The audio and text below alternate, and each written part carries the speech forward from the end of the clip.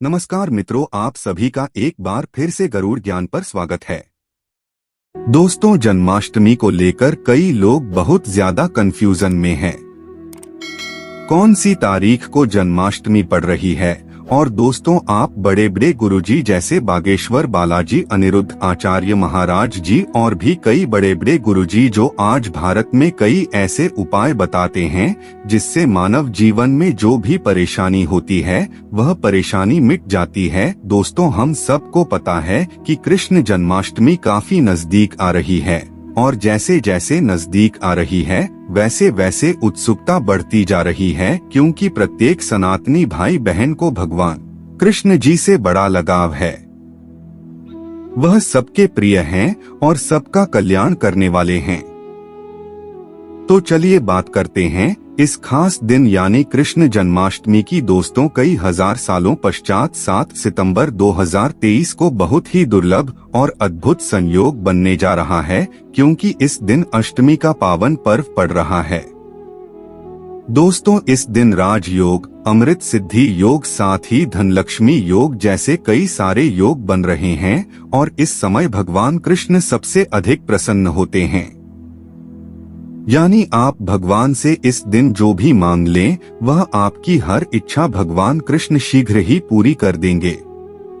वही दोस्तों, कृष्ण भगवान को प्रसन्न करने के लिए जन्माष्टमी पर कुछ खास उपाय जरूर करने चाहिए जो कि आपकी किस्मत बदल सकते हैं और आपको मालामाल बना सकते हैं। यदि आप भी अपने जीवन में भगवान कृष्ण की कृपा पाना चाहते हैं तो इस वीडियो को लाइक करके कमेंट में राधा कृष्ण लिखना ना भूले। दोस्तों, आज की इस बेहद ही सुंदर वीडियो में आपसे बात करेंगे कृष्ण जन्माष्टमी वर्ष 2023 में कब मनाई जाएगी, किस दिन आप जन्माष्टमी का व्रत रखेंगे और कृष्ण जन्माष्टमी की पूजा का शुभ मुहूर्त क्या रहेगा।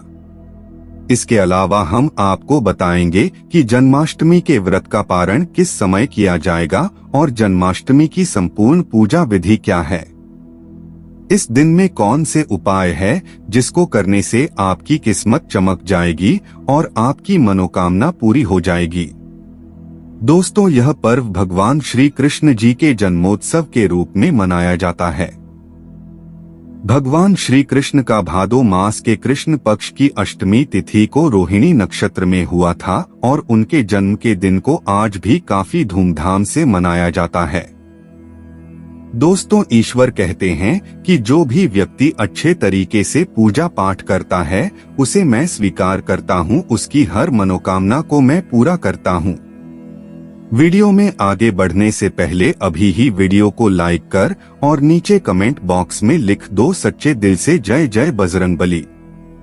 दोस्तों, जन्माष्टमी के दिन भगवान कृष्ण की आरती रात यानी 12 बजे की जाती है और घंटे घड़ियाल बजाकर उनके जन्म की बांटी जाती है। दोस्तों, जन्माष्टमी का मथुरा और वृंदावन में बहुत ही धूमधाम से मनाया जाता है। खासकर मंदिरों और घरों में लोग बाल गोपाल के जन्म का उत्सव का आयोजन भी करते हैं और बाल गोपाल के लिए पालकी भी सजाते हैं।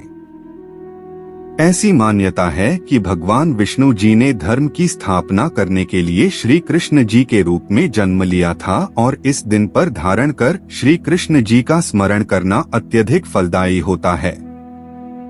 दोस्तों, शास्त्रों में जन्माष्टमी के वक्त को वक्त का राजा भी गया है। भविष्य में इसके संदर्भ में उल्लेख है कि जिस घर में यह व्रत किया जाता है वह अकाल मृत्यु, गर्भपात, दुर्भाग्य तथा कलह से पीड़ित नहीं होता है और जो भी इस व्रत को एक बार कर लेता है वह दुनिया के सभी सुखों को भोगकर विष्णुलोक में निवास करता है। दोस्तों, इस दिन लोग पूरा दिन भर उपवास रखते हैं। आपको बता दें कि जन्माष्टमी का व्रत अष्टमी तिथि से शुरू होता है और इस व्रत का पारण नवमी तिथि में ही करना चाहिए, तब इसका पूरा फल होता है। और जो लोग इस व्रत को रखे उन्हें सुन ले कि रात में हल्का व सात्विक भोजन करना चाहिए, साथ ही ब्रह्मचर्य का पालन करना चाहिए। दोस्तों, जन्माष्टमी के व्रत के दिन कुछ लोग निर्जला रहते हैं तो वही कुछ लोग फलाहार करके भी इस व्रत को पूरा कर सकते हैं। दोस्तों, जन्माष्टमी के दिन प्रातःकाल जल्दी उठकर स्नान आदि कर स्वच्छ वस्त्र धारण करें। इसके पश्चात पूर्व या उत्तर दिशा की ओर मुंह करके बैठ जाएं और अपने हाथ में थोड़ा सा जल पुष्प कर अक्षत ले लें और जन्माष्टमी का संकल्प करें। इसके पश्चात भगवान कृष्ण जी की पूजा करें। आपको बता दें कि भगवान श्री कृष्ण जी की पूजा निश्चित काल यानी आधी रात में करने की परंपरा रही है और किसी किसी घरों में रात 12 बजे भगवान कृष्ण जी का जन्म भी किया जाता है। तो जो लोग कृष्ण जी का जन्म रात में करते हैं वे नाल छेदन भी करते हैं, तो उनके लिए बता देते हैं कि 12 बजने से कुछ घंटे पहले ही एक पत्ते वाला खीरा लें और कुछ थोड़ा सा काट कर उसमें लड्डू गोपाल को बिठा दें। जब 12 बजे तो भगवान को उस खीरे से बाहर निकालकर एक सिक्के की मदद से खीरे को काट दे। इसे नाल छेदन कहा जाता है। इसके पश्चात उन्हें सबसे पहले शुद्ध जल से स्नान कराएं। फिर उन्हें पंचामृत, दूध, दही, घी, शहद और शक्कर से स्नान कराएं। तत्पश्चात गंगाजल से स्नान कराएं। इसके पश्चात शुद्ध जल से स्नान कराने के पश्चात उन्हें साफ कपड़े से पहुंचकर उन्हें नए सुंदर चमकीले वस्त्र धारण कराएं और उनका श्रृंगार करें।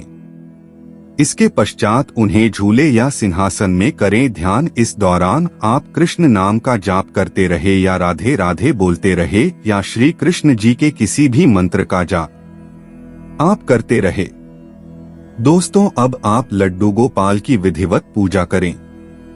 उन्हें चंदन का तिलक लगाएं, फूल माला अर्पित करें और उन्हें भोग लगाएं।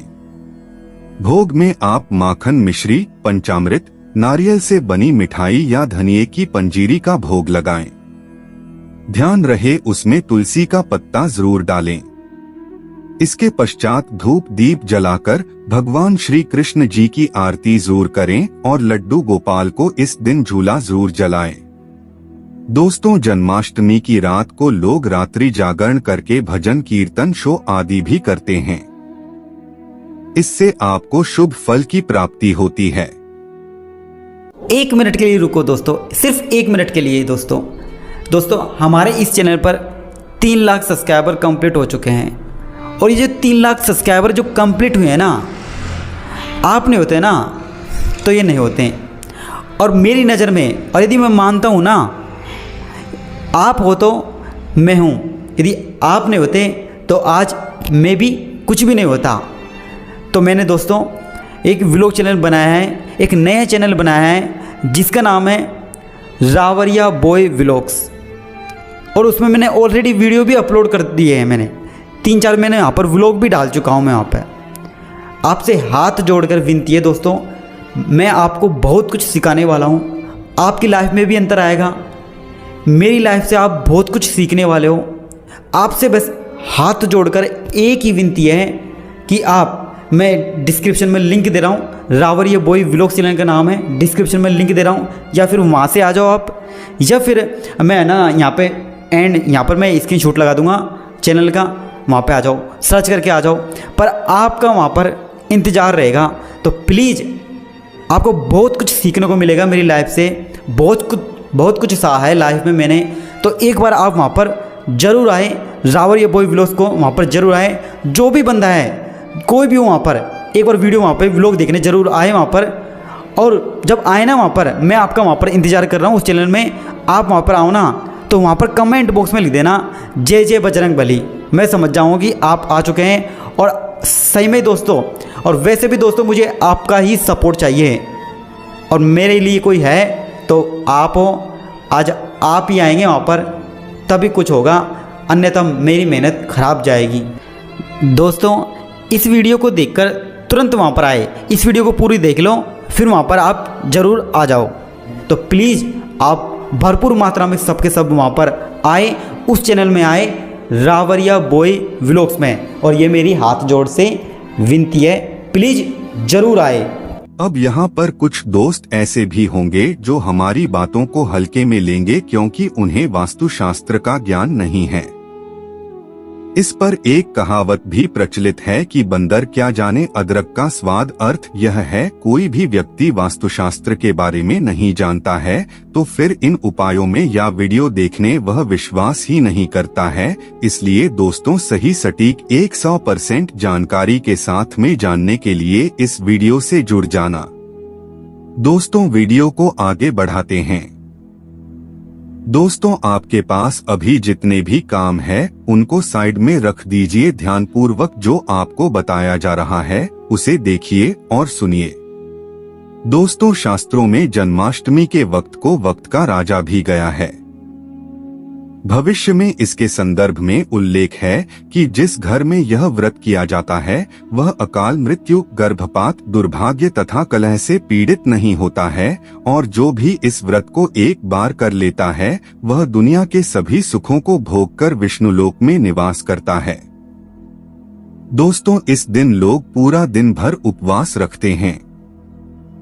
आपको बता दें कि जन्माष्टमी का व्रत अष्टमी तिथि से शुरू होता है और इस व्रत का पारण नवमी तिथि में ही करना चाहिए, तब इसका पूरा फल होता है। और जो लोग इस व्रत को रखें उन्हें सुन ले कि रात में हल्का व सात्विक भोजन करना चाहिए, साथ ही ब्रह्मचर्य का पालन करना चाहिए। दोस्तों, जन्माष्टमी के व्रत के दिन कुछ लोग निर्जला रहते हैं तो वही कुछ लोग फलाहार करके भी इस व्रत को पूरा कर सकते हैं। दोस्तों, जन्माष्टमी के दिन प्रातः काल जल्दी उठकर स्नान आदि कर स्वच्छ वस्त्र धारण करें। इसके पश्चात पूर्व या उत्तर दिशा की ओर मुंह करके बैठ जाएं और अपने हाथ में थोड़ा सा जल पुष्प कर अक्षत ले लें और जन्माष्टमी का संकल्प करें। इसके पश्चात भगवान कृष्ण जी की पूजा करें। आपको बता दें कि भगवान श्री कृष्ण जी की पूजा निश्चित काल यानी आधी रात में करने की परंपरा रही है, और किसी किसी घरों में रात 12 बजे भगवान कृष्ण जी का जन्म भी किया जाता है। तो जो लोग कृष्ण जी का जन्म रात में करते हैं वे नाल छेदन भी करते हैं, तो उनके लिए बता देते हैं कि 12 बजने से कुछ घंटे पहले ही एक पत्ते वाला खीरा लें और कुछ थोड़ा सा काटकर उसमें लड्डू गोपाल को बिठा दें। जब 12 बजे तो भगवान को उस खीरे से बाहर निकालकर एक सिक्के की मदद से खीरे को काट दे। इसे नाल छेदन कहा जाता है। इसके पश्चात उन्हें सबसे पहले शुद्ध जल से स्नान कराएं। फिर उन्हें पंचामृत, दूध, दही, घी, शहद और शक्कर से स्नान कराएं। तत्पश्चात गंगा जल से स्नान कराएं। इसके पश्चात शुद्ध जल से स्नान कराने के पश्चात उन्हें साफ कपड़े से पहुंचकर उन्हें नए सुंदर चमकीले वस्त्र धारण कराएं और उनका श्रृंगार करें। इसके पश्चात उन्हें झूले या सिंहासन में करें ध्यान। इस दौरान आप कृष्ण नाम का जाप करते रहे या राधे राधे बोलते रहे या श्री कृष्ण जी के किसी भी मंत्र का जाप करते रहें। दोस्तों, अब आप लड्डू गोपाल की विधिवत पूजा करें। उन्हें चंदन का तिलक लगाएं, फूल माला अर्पित करें और उन्हें भोग लगाएं। भोग में आप माखन, मिश्री, पंचामृत, नारियल से बनी मिठाई या धनिये की पंजीरी का भोग लगाएं। ध्यान रहे उसमें तुलसी का पत्ता जरूर डालें। इसके पश्चात धूप दीप जलाकर भगवान श्री कृष्ण जी की आरती जरूर करें और लड्डू गोपाल को इस दिन झूला जरूर जलाएं। दोस्तों, जन्माष्टमी की रात को लोग रात्रि जागरण करके भजन, कीर्तन, शो आदि भी करते हैं। इससे आपको शुभ फल की प्राप्ति होती है। आपको बता दें, कुछ लोग रात्रि की पूजा के पश्चात ही अपने व्रत का पारण करते हैं और कुछ लोग अगले दिन सूर्योदय के पश्चात। ध्यान रहे कि आप प्रसाद खाकर ही अपने व्रत का पारण करते हैं। तो दोस्तों, चलिए अब जानते हैं कि वर्ष 2023 में का पर्व को कब मनाया जाएगा। तो आपको बता दें कि कृष्ण पक्ष की अष्टमी तिथि इस बार 6 सितंबर को पड़ रही है। ये कृष्ण का 5250वां जन्मदिन होगा। ऐसे में ये 6 सितंबर को दोपहर 3:37 बजे से शुरू होगा और 7 सितंबर को शाम 4:14 बजे तक रहेगा। दोस्तों, इस दिन सुबह 9:20 बजे से रोहिणी नक्षत्र शुरू होगा। ऐसे में अगस्त, सितंबर और वैष्णव संप्रदाय के लोग 7 सितंबर को इस त्योहार को मनाएंगे। दोस्तों, पूजा के लिए इस बार शुभ मुहूर्त 40 मिनट का है, जो कि 12:02 से 12:48 तक रहेगा। ऐसे में इस दिन रोहिणी नक्षत्र का संयोग भी बन रहा है। ऐसे में इस दुर्लभ संयोग में की पूजा करने से 3 जन्मों के से मुक्ति मिलती है। यदि किसी की आत्मा प्रेत योनि में भटक रही है तो उनके नाम से की गई पूजा उनकी आत्मा को मुक्ति प्रदान कराती है। दोस्तों, इस दिन का व्रत संतान का सुख देने वाला होता है। ऐसे में इस बार का व्रत करना ना भूलें। साथ ही जो इस व्रत को शुरू करना चाहते हैं, इस बार उनके लिए सबसे अच्छा मौका भगवान श्री कृष्ण की कृपा पाने के लिए। ऐसे में फिर आप भी इस व्रत को शुरू कर सकते। तो दोस्तों, चलिए अब जानते हैं जन्माष्टमी के व्रत कथा, जिसको पढ़ने या सुनने मात्र से ही सभी लोगों के सारे पाप धुल जाते हैं और सभी मनोकामनाएं पूरी हो जाती हैं। दोस्तों, स्कंद पुराण के मुताबिक यदुवंश के राजा उग्रसेन का राज चलता था। उग्रसेन का सबसे बड़ा पुत्र कंस, जिसकी चचेरी बहन देवकी थी। कंस अपने ही पिता को जेल में डालकर स्वयं राजा बनकर राज लगा। पर दूसरी ओर कश्यप ऋषि का जन्म राजा सूर्य के पुत्र के रूप में वासुदेव का जन्म हुआ, जो कि आगे चलकर वासुदेव का विवाह देवकी से संपन्न हुआ। और देवकी को विदा करने के दौरान एक आकाशवाणी होती है, हे कंस, आज जिस बहन को इतने प्यार से विदा कर रहा है, कल उसी का 8वां पुत्र तुम्हारी मौत का कारण बनेगा। ऐसा सुनते ही कंस देवकी को मारने के लिए हावी हो गया, पर सैनिकों और वासुदेव के वचनों ने ऐसा होने से बचा लिया। वासुदेव सत्य थे। उन्होंने कंस को वचन कि वह अपना 8वां पुत्र उसे सौंप देंगे। दोस्तों, वसुदेव जी की बात मानते हुए कंस ने उन दोनों को बंदी बनाने का निर्णय ले लिया और उनके पास पहरेदार लगा दिए। इसके पश्चात कंस ने देवकी के सारे संतानों को मारने का प्रण कर लिया। इस निश्चय के अनुसार देवकी के 7 संतान कंस द्वारा मारे गए। इसके पश्चात देवकी के 8वें पुत्र का जन्म हुआ। भाद्रपद मास के कृष्ण पक्ष की अष्टमी तिथि को रोहिणी नक्षत्र के दौरान मध्यरात्रि में भगवान श्री कृष्ण का जन्म हुआ था। बालक जन्म लेते ही की कोठरी प्रकाशमय हो गई। साथ ही एक आकाशवाणी सुनाई दी कि तुम बालक को गोकुल में रह रहे नंद बाबा के यहाँ छोड़ा तो वहाँ एक कन्या का जन्म हुआ है, उसे तुम यहाँ ले आओ। ऐसा सुनते ही वासुदेव की हथकड़ियां खुल गई और वो तुरंत एक टोकरी में श्री कृष्ण को रखकर इसे माथे पर लादे गोकुल की ओर निकल पड़े। रास्ते में यमुना नदी बाल कृष्ण के चरणों को स्पर्श करने के लिए उफान पर आ गए। फिर चरण स्पर्श करते हुए पूर्ण शांत पड़ गए। फिर इसके पश्चात वासुदेव ने अपने पुत्र को यशोदा मैया के बगल में सुलाकर वहां से कन्या लेकर वापस कारागार लौट आए। तत्पश्चात जेल के दरवाजे अपने आप बंद हो गए। उनके हाथों में फिर से हथकड़ी लग गई। इसके पश्चात सारे पहरेदार भी उठ गए और कन्या के रोने की आवाज आने लगी। सूचना मिलते ही इन्हें कारागार से कन्या को लाया और उसे मारने की प्रयास की, लेकिन वह आकाश में उड़ गई और बोली, अरे मूर्ख, मुझे मारने से क्या होगा? तुझे मारने वाला पैदा हो चुका है। यह बात सुन कृष्ण का पता लगाकर उसे मारने का खूब प्रयास किया। आज्ञा देते हुए राक्षस भी भेजे, लेकिन कृष्ण को कोई नहीं मार सका। अंत में इन्हें कंस का वध किया और उग्रसेन को पुनः राजा बना दिया गया और इस प्रकार श्री कृष्ण जन्माष्टमी की व्रत कथा पूरी होती है।